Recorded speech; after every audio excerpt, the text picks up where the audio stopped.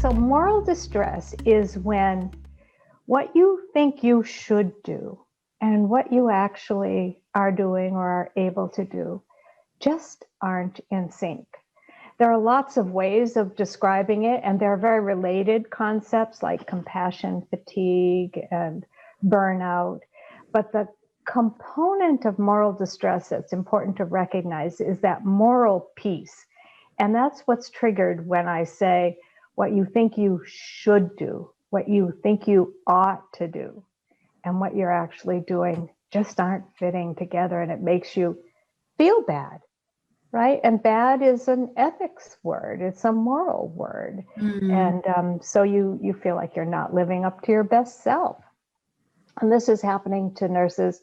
It's not new that it happens during COVID-19, but it's certainly been a pressure cooker kind of for moral distress where, families can't come to visit and you feel terrible telling them that they can't stay with their loved one, or having to call someone on the phone for a decision about whether to continue or to stop life support. Or, feeling like in order to take care of this patient, you really need to be one-to-one, but you've got 2 or 3 or 4 patients, and you can't do for all of them what you think you should be doing for each one.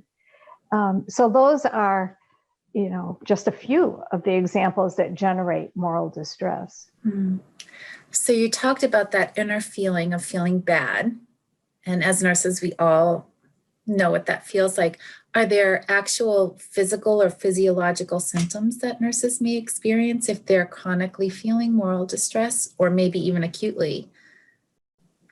Yeah. So, the way I feel it is I wake up in the night and I think about what I didn't do that I should have done, or what I must do tomorrow.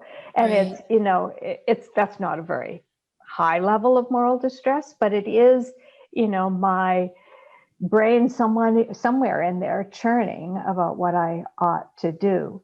And when you chronically are not able to do what you think you should be doing, you get headaches, you get discouraged, you get disheartened, you get sometimes detached and a little depersonalized in order not to feel the moral demands of the situation, or depressed and frustrated. I mean, I think a fairly early sign is frustration and anger. And so part of what you have to do is figure out how to make the energy that anger gives you work. And that you have to do strategically. You can't be angry at everything, and you can't fix everything. So you have to pick the things you can fix. I mean, I wished long before we had a pet visiting policy that we could have pets visit at the children's hospital.